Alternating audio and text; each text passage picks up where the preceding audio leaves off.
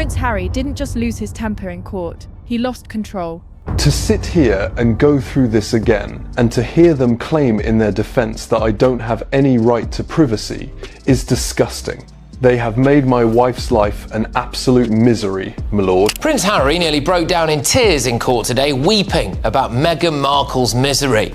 And he was told to stop arguing back by the judge. Well, He argued with a judge, he broke down on the stand, and by the end of the day, his credibility and possibly his entire case was hanging by a thread. This wasn't a legal misstep or a bad moment under pressure. This was a full emotional collapse. Live inside a courtroom, in front of the one man who decides whether Harry walks away with millions. Harry was giving evidence in his privacy claim against the publisher of the Daily Mail and the Mail on Sunday in the High Court today. Devastating moment for Prince Harry's reputation and credibility, as he argues with a judge while in the dock, contradicts himself, appears to fib about using the pseudonym Mr. Mischief, or leaves empty-handed. And the most shocking part wasn't the argument. It wasn't even the tears. It was who Harry chose to cry about. Not evidence, not journalism, but Meghan Markle in a trial she legally has nothing to do with. That single decision may have destroyed his case before it even reached the verdict. On January 22nd, 2026, Prince Harry walked into London's High Court believing this was finally his moment of justice. This lawsuit, reportedly worth up to $38 million, was meant to be the ultimate showdown between Harry and the British tabloids. He's suing Associated Newspapers, the company behind the Daily Mail and the Mail on Sunday, accusing them of illegally hacking phones and gathering private information about him between 2001 and 2013. Harry is even leading a group of high-profile claimants, including celebrities like Elton John. Prince Harry broke down in big boy tears as he gave some testimony today in his lawsuit against the Daily Mail, claiming that they have made his wife's life an absolute misery. Prince Harry, right before we got on here, we also found out he's on the stand today in London. He's in court. I feel like every time we come on here, Prince Harry's in court. He doesn't look great in the court sketch, I'm going to be honest. This was supposed to be his reckoning. Instead, it became a public unraveling. The first thing that went wrong was tactical and devastating. The Daily Mail's legal team condensed their opening arguments, shrinking what was supposed to take more than a day into just 90 minutes. That single move pushed Harry's testimony forward by an entire day. He wasn't ready, and it showed immediately. Observers inside the courtroom described him as rattled, uneasy, and visibly defensive from the moment he entered the witness box. Within minutes, the atmosphere shifted, and not in Harry's favor. Rather than calmly answering questions, Harry began pushing back. He didn't just clarify details, he debated, corrected, and challenged the questioning lawyer. The judge stepped in. The first intervention was polite. Well, as we all know, Prince Harry is in the UK. He is testifying around this case that he has against the Associated News. The second was firm. The third was unmistakably irritated. The judge reminded Harry that his role was simple: answer the questions and let his legal team argue the case. Harry acknowledged the instruction and then continued arguing anyway. At one point, he even tried to dispute what qualifies as a legitimate journalistic source. That's when the judge shut it down completely, making it clear that media law was his area of expertise. This was not a jury trial. There was no jury to win over, no emotions to manipulate. There was one judge, and Harry spent the morning arguing with him.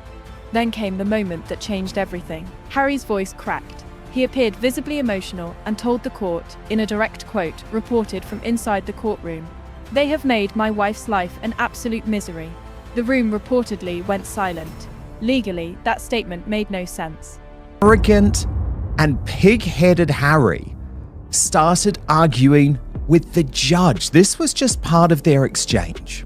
Everything going on with Harry today, I feel like it's a need to talk about his big boy man tears. He's so emotional, guys. His poor wife, she lives in misery in her $16 million mansion with her 4.4 million followers on Instagram, her Netflix deal, her show on Netflix, all these sorts of things, and she's so miserable. This case concerns alleged misconduct that took place between 2001 and 2013.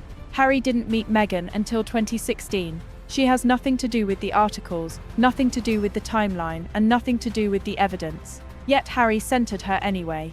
At that moment, he stopped making a legal argument and started making an emotional one, and courts do not operate on emotion. The optics only made things worse. While Harry was breaking down in a London courtroom, Meghan Markle was reportedly more than 5,000 miles away in California, posting on Instagram, showcasing their lifestyle and maintaining their public image. There was no courtroom appearance, no visible support, no united front. People noticed instantly. The trial is still ongoing, and Associated Newspapers, the publisher of the Daily Mail and the Mail on Sunday, deny all the claims. But do you have sympathy for Harry, or in that case, Howie, or not? Let's get the thoughts of my panel. Comment sections across platforms exploded. One reaction summed it up perfectly. He's falling apart in court while she's curating content. Harry then made another critical mistake.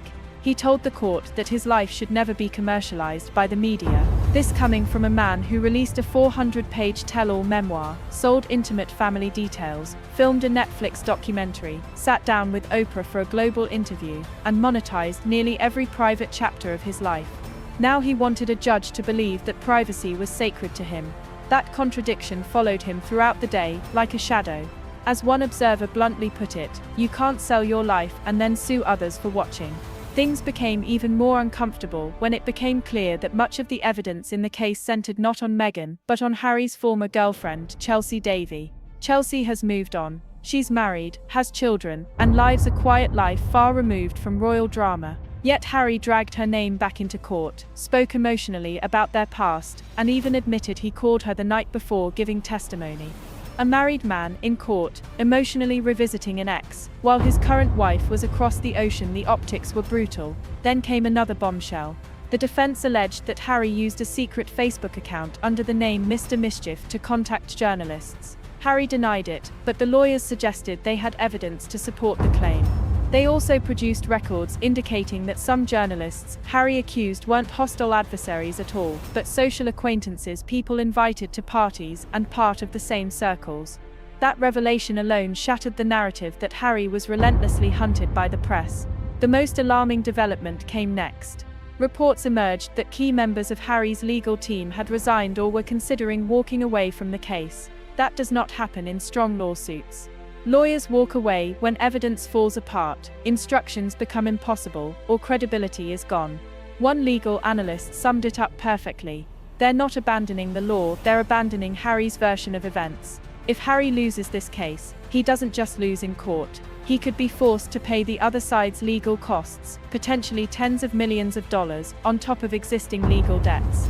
This case was never just about principle, it was about financial survival.